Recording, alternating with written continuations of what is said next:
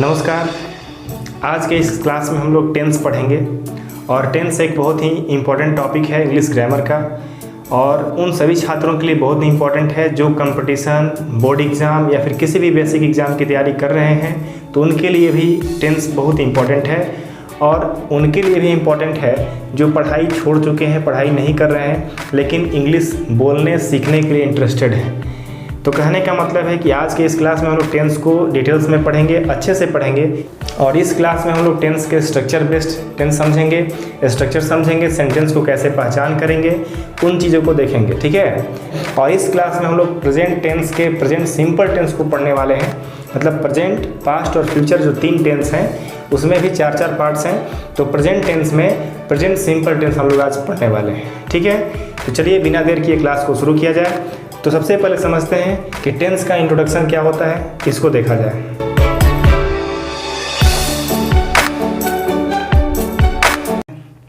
जो टेंस का डेफिनेशन है आपके स्क्रीन पर है।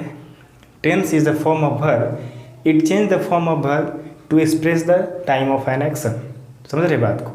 मतलब कहने का अर्थ ये है कि जो टेंस है ये वर्ब का वह रूप है जो कार्य के समय को बताने के लिए वर्ब में परिवर्तन लाता है, ठीक है। मतलब किसी कार्य के समय को बताने के लिए वर्ब में परिवर्तन लाता है, वो टेंस कहलाता है। समझ गए? अब जो टेंस होता है फाइनली 3 प्रकार के होते हैं। कौन कौन? तो प्रेजेंट, पास्ट और फ्यूचर। ये 3 टेंस आपको हम बता चुके हैं, वर्तमान काल, भूतकाल और भविष्यत काल। समझ रहे हैं बात को? अब प्रेजेंट टेंस क्या होता है? तो वह कार्य होता है, इसमें वैसे कार्य होते हैं जो अभी चल रहे होते हैं, वर्तमान समय में हो रहे होते हैं, ठीक है। पास्ट का मतलब क्या होता है? जो बीत गया है। फ्यूचर का मतलब जो अभी होने वाला है, ठीक है। तो जैसा कि आप देख पा रहे हैं कि things that are true when the words are spoken और रिटेन। मतलब जब कार्य आप बोल रहे होते हैं या फिर लिख रहे होते हैं तो वो कार्य उस वक्त भी होता है, मतलब जारी होता है या फिर हो रहा होता है, ठीक है। और पास्ट टेंस में क्या होता है?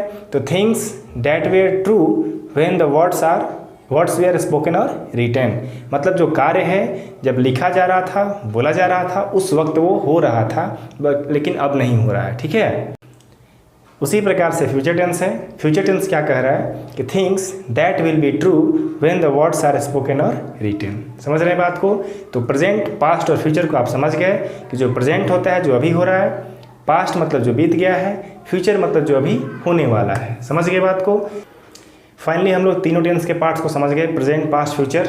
अब यहाँ पर आप देख सकते हैं कि जो तीनों टेंस में 4 पार्ट्स बटे हुए हैं वो किस प्रकार से बटे हुए हैं। तो आप देख रहे हैं कि प्रेजेंट टेंस में भी सेम पार्ट्स है, पास्ट में भी वही सेम पार्ट्स है और फ्यूचर में भी सेम पार्ट्स है। हमने आपको बता दिए हैं पिछले क्लास में, इंट्रोडक्शन क्लास जो टेंस का हुआ था उसमें हमने आपको बताया था कि जो तीनों टेंस के पार्ट्स हैं सेम रहेंगे, बस प्रेजेंट, पास्ट और फ्यूचर का अंतर होगा, ठीक है।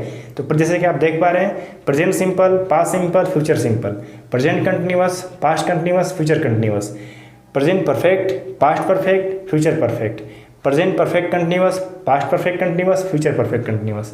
ये तीनों सेम है, इनमें कोई डिफरेंस नहीं है। बस यहाँ पर समय का अंतराल है कि ये जो देखिए ये कार्य करने के कंडीशन हो गए, और प्रेजेंट, पास्ट और फ्यूचर ये क्या हो गया? तीनों कार्य करने का समय हो गया, ठीक है। मतलब प्रेजेंट टाइम में जो कार्य होते हैं उनके कंडीशन होते हैं, सिंपल में होता है, कंटिन्यू होता है, परफेक्ट होता है और परफेक्ट कंटिन्यूअस होता है, ठीक है। तो उसको हम लोग समझेंगे डिटेल्स में आगे। तो अब देखते हैं प्रेजेंट टेंस में प्रेजेंट सिंपल टेंस को। तो चलिए आगे बढ़ते हैं प्रेजेंट टेंस की ओर। प्रेजेंट सिंपल टेंस के डेफिनेशन को आप देख सकते हैं। The simple present tense is a tense which is used to show repeated and regular action, habit and generalization। मतलब प्रेजेंट सिंपल टेंस वैसे कार्य को बताता है जो आप डेली हैबिट में करते हैं, ठीक है। जैसे मैं सुबह 6 बजे उठता हूँ, तो आपकी आदत है कि आप 6 बजे उठते हैं, ठीक है।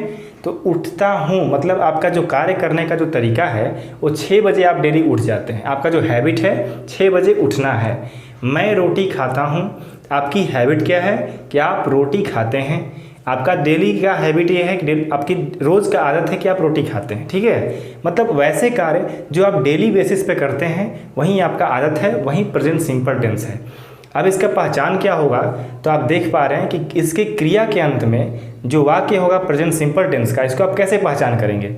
मान लीजिए कि हिंदी वाक्य आपके सामने आ गया, तो आप किस प्रकार से पहचान कर पाएंगे कि ये प्रेजेंट सिंपल टेंस का वाक्य है? तो सिंपल सी बात है कि आप पहला चीज़ देखेंगे कि हाँ, यहाँ पर सबसे इम्पोर्टेंट बात ये होगा तो आप सबसे पहले देखेंगे कि जो कार्य हो रहा है वो डेली हैबिट है या नहीं। अगर डेली हैबिट है तो वो प्रेजेंट सिंपल टेंस है। दूसरा चीज़ क्या देखेंगे कि क्रिया के अंत में ता है, ती है, ते है आदि लगा है कि नहीं लगा है। जैसे आप देख पा रहे हैं कि क्रिया के अंत में यदि ता, ते, ती लगा रहे तो वो प्रेजेंट सिंपल टेंस होता है। ऐसे तो आप ये भी देख के पहचान कर सकते हैं कि ता, ते, ती लगा हुआ है तो ये प्रेजेंट सिंपल टेंस है। लेकिन यदि आप डेली हैबिट को देखते हैं तो कहीं ज़्यादा अच्छा होगा, ज़्यादा सटीक आप चूज कर पाएंगे। ठीक है, अब तो आप समझ गए कि सेंटेंस को हम कैसे आइडेंटिफाई करेंगे कि ये प्रेजेंट सिंपल टेंस है। यदि आप आइडेंटिफाई कर लेते हैं तो उसको आप ट्रांसलेट कैसे करेंगे, तो उसके लिए स्ट्रक्चर आपके सामने है।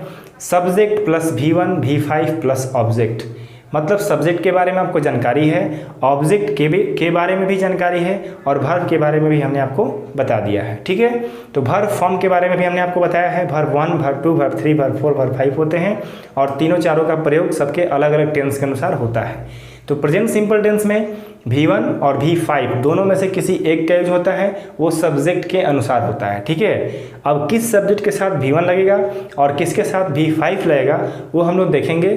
थोड़ा सा एग्जाम्पल लेकर देखा जाए। यहाँ पर Ram reads English, Ram English पढ़ता है, तो राम यहाँ पर पढ़ता है तो रीड्स लगा हुआ है। राम के साथ वर्ब लगा हुआ है रीड, जो कि वर्ब 5 में है। ठीक है, उसके बाद दे गो टू पटना, वे लोग पटना जाते हैं, वे लोग पटना जाते हैं तो यहाँ पर दे के साथ लगा हुआ है गो, जो कि वर्ब 1 रूप है, वर्ब 1 फॉर्म है, तो यहाँ पर दे के साथ वर्ब 1 लगा हुआ है। और पहले सेंटेंस में Ram goes to Patna, Ram read English में रीड जो है वर्ब 5 फॉर्म में लगा हुआ है। तो यहाँ पर अंतर आप देख पा रहे हैं। उसके बाद थर्ड नंबर सेंटेंस है you like him, you like him, यहाँ पर जो लाइक्स वर्ब लगा हुआ है, ये जो लाइक है वर्ब 1 फॉर्म में लगा हुआ है और यू के साथ वर्ब 1 लगा हुआ है। ठीक है, तो दो सेंटेंस दे और यू के साथ V1 लगा हुआ है और नाम के साथ वर्ब 5 लगा हुआ है। तब आप यहाँ पर सोच रहे होंगे कि नाम रहेगा तो वर्ब 5 लगाएंगे, लेकिन ऐसा कुछ भी नहीं है। हम लोग अब देखेंगे कि V1 किसके साथ लगता है और वर्ब 5 किसके साथ लगता है। बस आप यहाँ पर इस सेंटेंस में ये समझने का प्रयास कीजिए कि सेंटेंस को हम अरेंज कैसे करेंगे। तो देख पा रहे हैं आप, पहले राम लगा हुआ है, राम रीड्स इंग्लिश, तो राम मतलब सब्जेक्ट, उसके बाद वर्ब, उसके बाद ऑब्जेक्ट। तो सेंटेंस को आप ऐसे फॉर्म करेंगे। उसके बाद अब आप कैसे वर्ब 1 लगाएंगे, वर्ब 5 लगाएंगे, इसको आप देखा जाए। ठीक है, तो आप सेंटेंस को अरेंज करना सीख गए। आप समझते हैं वर्ब 1 और वर्ब 5 के यूज़ को। तो फाइनली आप देख पा रहे हैं कि वर्ब 1 और वर्ब 5 का यूज़ क्या है। तो वर्ब 1 का यूज़ आप देख सकते हैं, it is used with I, we, you, they and any other plural subjects. जितने भी आपके पास प्लूरल सब्जेक्ट हैं आई, वी, यू, दे के साथ, इन सभी के साथ वर्ब 1 का यूज़ होता है। जैसे आप एग्जांपल में देख सकते हैं, हम लोग स्कूल में पढ़ते हैं, वी रीड इन स्कूल, तुम सुंदर दिखते हो, यू लुक ब्यूटीफुल, मैं रोटी पसंद करता हूँ, आई लाइक ब्रेड, वे लोग दूसरों पर हंसते हैं, दे लाफ एट अदर्स। ठीक है, तो यहाँ पर आप सभी सब्जेक्ट के साथ V1 का रूप यूज़ देख रहे हैं। ठीक है, अब यहाँ पर आप समझ गए कि वर्ब 1 का रूप जो होगा वो किसके साथ होगा, तो आई, वी, यू, दे तथा किसी भी प्लूरल सब्जेक्ट के साथ। समझ गए बात को। अब बढ़ते हैं वर्ब 5 की ओर। तो वर्ब 5 का यूज होता है ही, सी, इट और किसी भी नेम या फिर किसी भी सिंगुलर मतलब थर्ड पर्सन की सिंगुलर सब्जेक्ट के साथ। ठीक है, तो कहने का अर्थ है कि आप सीधा सीधा समझ जाइए कि आई, वी, यू, दे के साथ तथा किसी भी प्लूरल सब्जेक्ट के साथ V1 का यूज करेंगे, ही, सी, इट तथा किसी भी सिंगुलर सब्जेक्ट के साथ वर्ब 5 का यूज करेंगे। समझ गए बात को। तो वर्ब 5 में आप एग्जांपल देख सकते हैं, सूरज किताब पढ़ता है, तो सूरज रीड्स बुक, वह किताब लिखता है, ही राइट्स अ बुक, यह सुंदर दिखता है, इट लुक्स ब्यूटीफुल, प्रिया डुमरांव जाती है, प्रिया गोज टू डुमरांव। ठीक है, तो इन सभी सब्जेक्ट के साथ आप वर्ब 5 का यूज देख सकते हैं। समझ गए बात को। तो आप यहाँ पर समझ गए कि वर्ब 1 का यूज़ किन सब्जेक्ट के साथ होगा और वर्ब 5 का यूज़ किसके साथ होगा। ठीक है, अब बढ़ते हैं अपने अगले सेंटेंस की ओर, जो कि प्रेजेंट सिंपल टेंस में नहीं लगकर यदि आता है, मतलब निगेटिव सेंटेंस आता है, तो उसको आप कैसे बनाएंगे। तो आप देख पा रहे हैं कि निगेटिव सेंटेंस जो है, निगेटिव सेंटेंस मतलब जिस वाक्य में नहीं लगा होता है, तो आपको पता है कि जब भी वाक्य में नहीं लगता है, मतलब नॉट आता है, तो वो बिना हेल्पिंग वर्ब का नहीं आता है। तो यहाँ भी हम नॉट का प्रयोग करेंगे, तो यहाँ पर हमें हेल्पिंग वर्ब की ज़रूरत होगी और प्रेजेंट सिंपल टेंस में कोई भी हेल्पिंग वर्ब नहीं यूज होता है। तो हम यहाँ पर हेल्पिंग वर्ब के रूप में डू डज का प्रयोग करते हैं, जो कि नॉट को हेल्प करता है नहीं नकारात्मक सेंटेंस बनाने में। ठीक है, तो आप समझते हैं स्ट्रक्चर को। देखिए, subject plus do does plus not plus V1 plus object. अब यहाँ पर सिर्फ और सिर्फ वर्ब 1 का यूज होगा, क्योंकि यहाँ पर डू डज का यूज हो गया है सब्जेक्ट के अनुसार सिंगुलर प्लूरल बताने के लिए। ठीक है, तो आप समझ गए।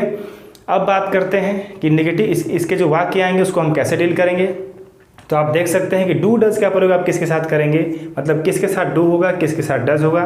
तो जैसे हमने आपको बताया V1 और V5 का यूज सेम वही है, मतलब जिसके साथ V1 का यूज होता है, मतलब जिस सब्जेक्ट के साथ V1 का यूज होगा उसी के साथ डू लगेगा, जिस सब्जेक्ट के साथ V5 का यूज होता है उसी के साथ डज का प्रयोग होगा।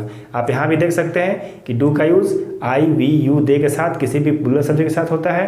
जैसे आप एग्जाम्पल में देख सकते हैं कि हम लोग क्रिकेट नहीं खेलते हैं, we do not play cricket. वे लोग नहीं जानते हैं, वे लोग नहीं हंसते हैं, वे लोग नहीं हंसते हैं, दे डू नॉट लाफ। वे लोग नहीं हंसते हैं तो दे डू नॉट लाफ। ठीक है, अगला है डज का प्रयोग। डज का प्रयोग किसके साथ होता है, तो ही सी इट तथा किसी भी सिंगुलर सब्जेक्ट के साथ डज का प्रयोग होता है। ठीक है, एग्जाम्पल आप देख सकते हैं, रीना नहीं खेलती है तो रीना डज नॉट प्ले। वह नहीं हंसती है, सी डज नॉट लाफ। समझ गए बात को। तो जिसके साथ V1 उसके साथ डू, जिसके साथ V5 जिसके साथ डज। ठीक है, तो फाइनली आप समझ गए नेगेटिव सेंटेंस भी। अब यहाँ पर एक छोटा सा पॉइंट है कि डू नॉट डज नॉट को डजंट डोंट भी बोल सकते हैं। डू नॉट डज नॉट को डोंट या फिर डजंट भी आप बोल सकते हैं, लिख सकते हैं। लेकिन एक बात का ध्यान रहे कि यदि आप ट्रांसलेशन बना रहे हैं तो डू नॉट और डोंट का ही, डू नॉट डज नॉट का ही प्रयोग करें, शॉर्ट फॉर्म का यूज़ ना करें। क्योंकि आप एग्जाम में कॉपी लिखेंगे तो आपको लिखना है, वहाँ पे बोलना नहीं है। ये अधिकतर बोलने के लिए यूज ज़्यादा सूटेबल हो सकता है। ठीक है, चलिए आगे बढ़ते हैं। इंट्रोगेटिव सेंटेंस को देखा जाए।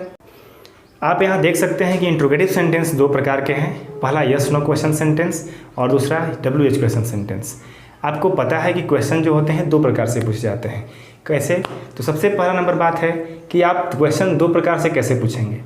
तो पहला क्वेश्चन ऐसा होता है जिसका उत्तर हम यस और नो में दे सकते हैं, और दूसरा क्वेश्चन ऐसा होता है जिसका उत्तर हम यस और नो में नहीं देने के बजाय उसका जवाब देना पड़ेगा, विवरण देना पड़ेगा। जैसे तुम क्या खाते हो, क्या तुम खाते हो, क्या तुम खाते हो, तो यस या नो।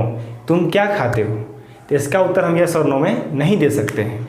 तो इसका उत्तर हमको जवाब देना पड़ेगा कि हाँ मैं रोटी खाता हूँ, चावल खाता हूँ, जो भी खाते हैं। समझ रहे हैं बात को।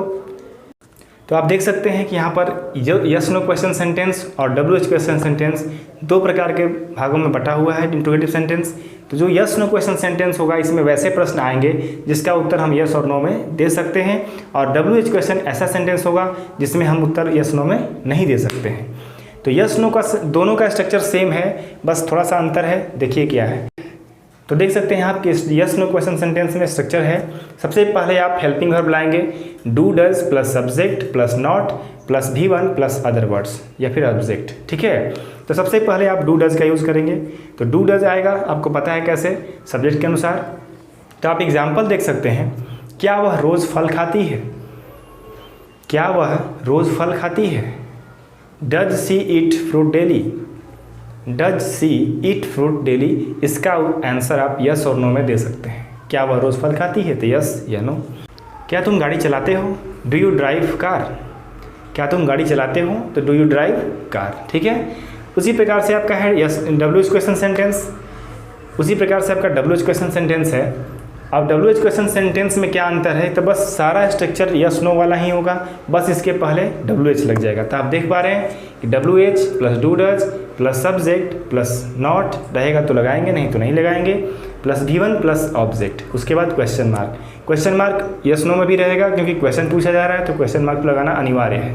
तो आप इसमें एग्जाम्पल देख सकते हैं, तुम कैसे खेलते हो, क्या तुम खेलते हो, तो यस या नो। ये इंट्रोगेटिव सेंटेंस में यस नो क्वेश्चन सेंटेंस हो गया। लेकिन तुम कैसे खेलते हो, यहाँ पर आपको रीज़न देना पड़ेगा। तो हाउ डू यू प्ले, वह कहाँ पढ़ता है, वेयर डज ही रीड। समझ रहे हैं बात को। तो इस प्रकार से आपके ये सेंटेंस हैं, आप समझ गए होंगे। तो फाइनली आप प्रेजेंट सिंपल टेंस को समझ गए। अब आपका काम बनता है कि आप इन सभी सेंटेंस का प्रैक्टिस करें। उम्मीद करते हैं कि बहुत अच्छे से समझ में आएगा। चलिए, इतना के लिए बहुत बहुत धन्यवाद। फिर मिलते हैं अगले क्लास में प्रेजेंट कंटिन्यूअस टेंस को लेकर।